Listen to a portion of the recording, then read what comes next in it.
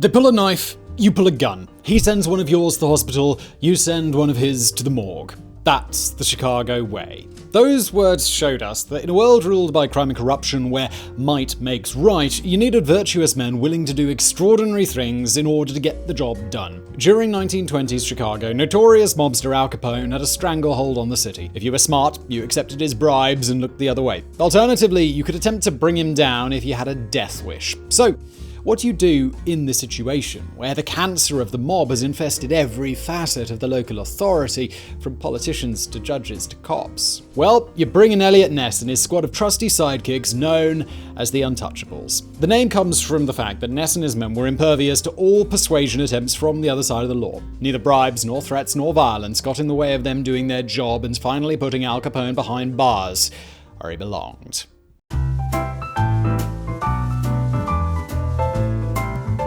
Eliot Ness was born in Chicago, Illinois on April the 19th, 1903, the youngest of 5 children to Peter Ness and Emma King, 2 immigrants from Norway who owned and operated a bakery in Chicago. Eliot was much younger than his siblings. There was a 10-year gap between him and the second youngest member of the Ness family. Therefore, he grew up playing with his nieces and nephews rather than his brothers and sisters. From a young age, Eliot showed an interest in detective stories, particularly the ones featuring Sherlock Holmes. At school, he always did well, graduating from Fenger High School in the top third of his class. Afterward, Ness enrolled at the University of Chicago, where he studied political science and business administration, earning his bachelor's degree in 1925. Now that he was finished with his studies, Eliot Ness needed a job. Initially, he worked as an investigator for the retail credit company, collecting background information on potential clients. It paid the bills, but it didn't really get the heart rate up. Ness wanted something more exciting, and fortunately for him, one of his brothers-in-law was Alexander Jamie, a Prohibition agent who would later go on to become the head of the FBI's Chicago department. Jamie recommended that Ness made the switch to law enforcement, so the latter went back to college for some postgraduate studies in criminology and found a new job with the Treasury Department in 1927. A year later, his brother-in-law secured a position for Ness as a federal agent with the Prohibition Bureau. Contrary to popular belief, Eliot Ness was never an FBI agent, nor was he an agent with the FBI's precursor, the Bureau of Investigations, or BOI, led by J. Edgar Hoover. The confusion stems from the fact that during its 13-year existence, the Bureau of Prohibition was under the umbrella of multiple government departments, including the IRS, the Treasury Department, and the Justice Department. In 1933, President Roosevelt wanted the 2 bureaus to combine into a single investigation unit under the purview of the Justice Department. Hoover, however, was strongly against the idea, not wanting to mix his trusted 300 or so BOI agents with the over 1,200 Prohibition officers who were unknown to him. Ultimately, he persuaded the president, who placed Hoover in charge of both agencies but kept them as separate entities. So Eliot Ness did work as a federal agent for J. Edgar Hoover for a while, just not in the FBI. Ness then took a different job in Cleveland 6 weeks later and left the Bureau, which got disbanded entirely a few months later once Prohibition was repealed.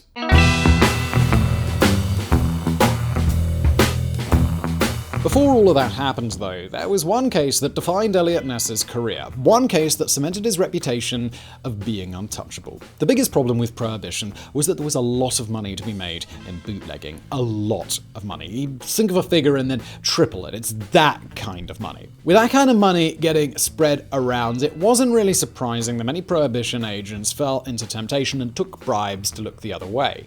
That was one of the main reasons why the Bureau kept getting moved from one department to another in an attempt to quell the rampant corruption that had taken hold of it at every level. One of the many men who made a fortune during Prohibition was a Chicago gangster you're probably familiar with, Al Capone. During the late 1920s, he was one of the biggest bootleggers in the country, but he was also someone who didn't shy away from conflict. His Chicago outfit was embroiled in a bitter and violent feud with the Irish North Side Gang, led by Bugs Moran. As both organizations fought to control organized crime in the city, this rivalry ended in a bloody, ferocious, and conclusive manner on February the 14th, 1929, the day of the infamous St. Valentine's Day Massacre that crippled the North Side Gang and left it a shell of its former self. But even during a time of gang warfare when deadly shootouts were common, such a brutal event could not be ignored by the authorities. Al Capone became the #1 target of all law enforcement agencies in the country. However, he had the muscle and the money to make most agents think twice about dealing with him. So where would they find someone who would be impervious to Capone's threats and bribes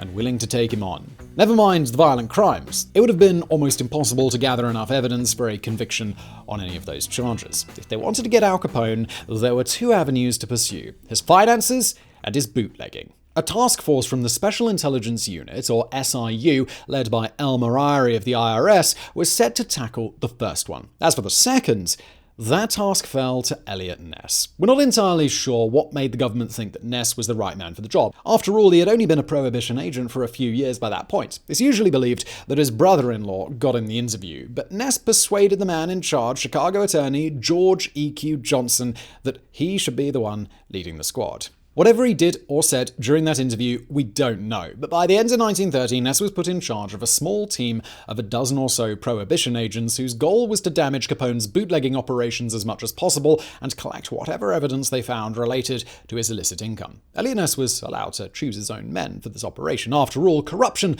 was one of the biggest obstacles that prevented honest cops from doing their work. So Ness needed to trust the men on his team. He selected 10 agents. Ness was the head of the squad, and then there was U.S. Attorney General William Froelich, who served as his immediate supervisor. They were the original Untouchable dozen, but we should point out that several other agents were added along the way, and some of the original ones left before the investigation was over. And some were kicked off the squad because they weren't quite as untouchable as one might expect of the Untouchables. Plus, occasionally Ness worked with outside agents when it came to some of the larger raids, as well as local police, so the Untouchables weren't this renegade lone wolf unit, despite the reputation it developed in the decades that followed.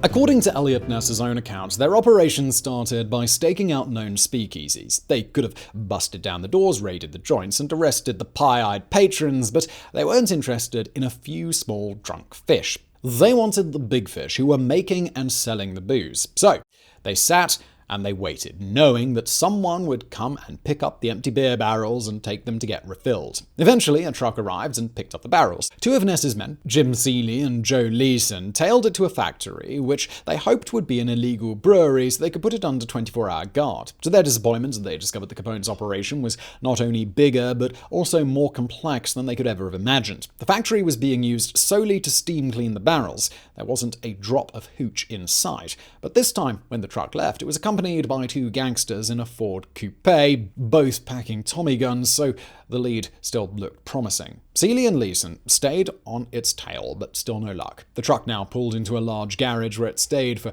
a few days in order to cool off. Undeterred, the agents watched and waited. Unless Capone had access to teleportation technology, at some point, someone, somewhere, had to physically take the barrels, fill them with beer, and put them inside the truck, and the Untouchables wanted to be there when they did. After 3 or 4 nights of vigil, they hit pay dirt. The truck left the garage and drove to a nondescript building about a block and a half away. Once again, the agents placed it under 24-hour watch. They saw 2 trucks with barrels enter, followed by a huge tank truck. 40 minutes later, the trucks departed the building, clearly laden with a much heavier load. Ness had found what he was looking for, and it was now time for a raid. The first Untouchables raid, the first of many, took place on the morning of March the 11th, 1931. Ness led a team of 15. There was the main squad consisting of himself, a local Prohibition agent, and his 3 heavy hitters, Bill Garner, a 240-pound Native American made of solid muscle, Ernest Seager, a former prison guard at Sing Sing, and Lyle Chapman, a 6'1" former football tackle at Colgate University. They were accompanied by 10 uniformed cops.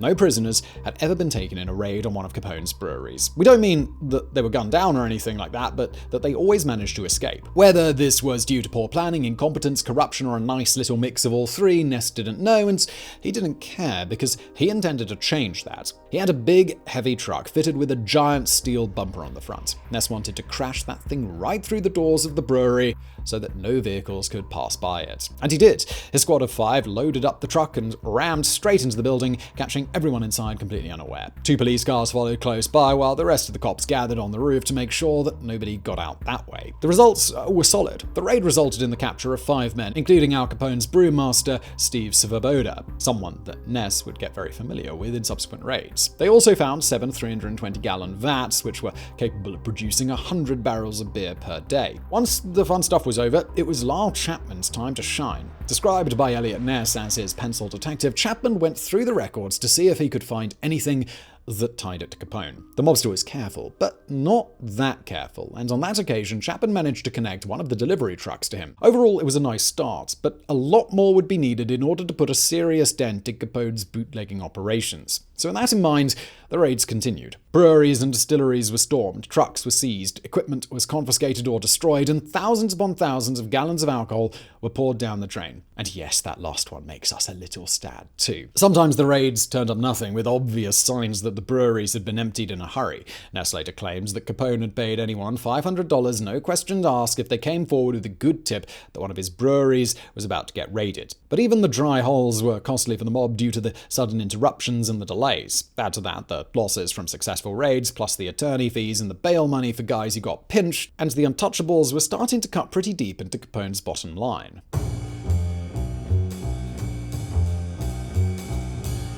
The press, of course, ate all of this up. The story of an incorruptible squad of agents tackling the biggest mob in Chicago was enticing enough, but then it was often accompanied by thrilling images of groups storming into breweries in their trucks, bursting down doors, and walking out with thousands of gallons of illegal hooch. There is one apocryphal story which said that early on Eliot Ness taunted Al Capone by parading his confiscated trucks and beer in front of the Lexington Hotel where the mob boss had his headquarters, but if he did, no records of this event exist. There is another that said one of Capone's henchmen approached Ness and informed him that there would be $2,000 on his desk every week if he would stop his raids. $2,000 is about $37,000 in today's money, and it was just a few $100 less than the starting yearly salary for a Prohibition agent, so it was quite a chunk of change. But, of course, Eliot Ness refused any offers of bribery, prompting one of the Chicago newsmen to come up with an iconic name for his squad, the Untouchables. Strangely enough, there was little violence involved in Ness's operation. You'd think that Al Capone wouldn't be the kind of guy that you could bilk out of millions of dollars and just walk away unscathed, but that's pretty much what happened. Eliot Ness received some threats by phone and letter, had his car stolen and was once driven off the road by a truck convoy, but that was about it. Quite tame by mob standards. Maybe even Capone was reticent of declaring open season on federal agents, fearing the response that would prompt. Anyway, following months of raids, the Untouchables not only seriously crippled bootlegging in Chicago, but also amassed evidence for up to 5,000 violations of the Volstead Act, aka the National Prohibition Act. It was time to take this case home and put Capone behind bars. Right? Well, no, not quite. Ness's higher-ups were hesitant to prosecute the mobster because they knew that Prohibition was wildly unpopular. Just because alcohol became illegal didn't mean that people magically stopped wanting to get hammered. If anything, the one thing Prohibition did was to show just how much people were willing to go through just for a glass of that sweet, sweet, intoxicating nectar, even when that nectar was dangerous rot gut. With that in mind, prosecutors feared that they might not secure a conviction on bootlegging charges alone. Consequently, it was up to the SIU to save the day, the other task force that went after Capone's financial records. They brought charges of income tax evasion, and in October 1931, Capone was found guilty and sentenced to 11 years in prison. Although the Untouchables were essential in debilitating the Chicago outfit, the SIU were the unsung heroes of this tale. Unfortunately for them, the newspapers chased the better story, and busting down doors made for some more exciting copy than doing thorough paperwork. Fair or not, as the face of crime fighting in Chicago, Eliot Ness garnered the lion's share of the praise and was promoted to chief investigator for the Prohibition Bureau in Chicago. And contrary to popular belief, his raids continued even after Capone was behind bars, since his operations were still going on, although not as strong as before. Ness's last big raid in Chicago occurred on the 23rd of June 1933, and he went out with a bang. He confiscated the largest still in the city, capable of distilling 5,000 gallons a day. Truth be told, the Untouchables could have probably continued carrying out raids ad infinitum. Given the money involved in bootlegging, there would always have been someone willing to risk it. Ultimately, the only way to eliminate bootlegging was to eliminate the need for it by ending Prohibition. That was what happened in December 1933, thus making the Untouchables redundant. As far as Eliot Ness was concerned, he was moved around for a bit after Chicago. He worked in Cincinnati for a spell in 1934 before being transferred to Cleveland that same year. But Ness was the golden boy, and he knew it. Given how much positive publicity he received for being untouchable, he could find a much better job, so in 1935 he resigned as a federal agent. A few months later, the mayor of Cleveland named Eliot Ness as the new safety director of the city, giving him authority over both the police and the fire departments. His goals were to reform the police department, improve traffic safety, and lower the crime rates by targeting drugs, gambling, and corruption. However, he had no idea that he had just signed up to go up against another murderous foe. Like Al Capone, he was violent and extremely dangerous, but he was a different breed of monster entirely.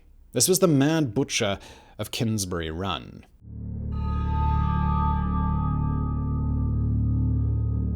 By the time Eliot Ness had accepted the position of Cleveland's new safety director, the city already had several victims that had been murdered and butchered with a knife, but they were being looked into as separate killings. The first major change that Ness brought to the table was to have the murders investigated as the work of a single killer, an opinion that not everybody shared at the time. By the way, we've got a video on the Butcher out already if you want to get the in-depth picture of that whole bloody shebang. This section won't be as detailed simply because Ness himself didn't really do that much. It wasn't like his Chicago days when he was in charge of a small team and always led boots on the ground. Now he was a director with hundreds of men under him. It was basically a desk job, and Ness spent his time signing papers to assign manpower.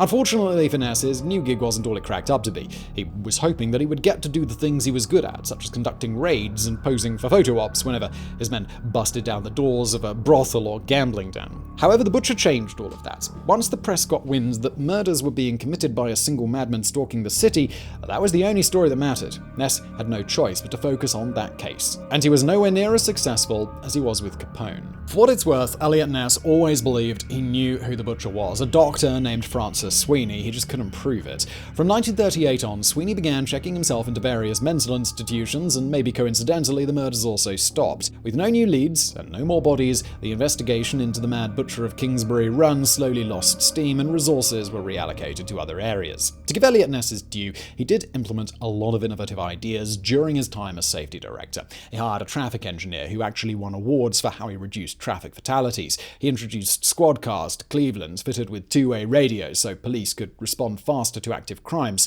He brought a scientific approach to crime solving through the use of ballistics and forensics. Eliot Ness thought that scientific policing was the way of the future, even before the FBI had its own forensics lab. He also used undercover officers to weed out corruption in the police ranks. He also created Cleveland's first police academy, where cadets received physical and gun training before being sent out on the streets. And last, but certainly not least, he promoted crime prevention policies such as community outreach programs and vocational training aimed primarily at children in crime-ridden areas in order to stop them from joining gangs. Many of Ness's ideas were later implemented in other cities, so he deserves credit for modernizing the American police force, but unfortunately, his inability to catch the Butcher permanently tainted his reputation in Cleveland. In 1942, Ness resigned as safety director and accepted a job as director of social protection with the Defense Health Agency, overseeing a program that promoted safe sex and abstinence and tried to limit the spread of venereal diseases, which was rampant on military bases during World War II. After the war, Ness went into private business for a while, running an import-export operation and serving as chairman of a lock and safe company. He dabbled in politics, with disastrous results, running unsuccessfully for mayor of Cleveland in 1947 and using his own money during the campaign. By this time, it had become evident that Eliot Ness's time with the Untouchables had been mostly forgotten. He was hurting financially, he was drinking heavily, and he was on his third marriage. For a while, it seemed like he was destined to finish his days as a washed-up has-been that none of us would even remember today. But one chance meeting in 1955 changed all of that. Ness crossed paths with Oscar Fraley, a popular sports writer of the day. 10 years younger, Fraley had never even heard of Ness, but he took an interest in his stories of the good old days fighting the mob and thought that the rest of the world would be interested too. He persuaded Ness to share his account, and together they wrote The Untouchables, the memoir that cemented Eliot Ness's place in the annals of criminal history. Unfortunately for Ness, he never got to see his name restored to glory. He died of a heart attack on May 16, 1957, aged 54, just a few months before the book came out.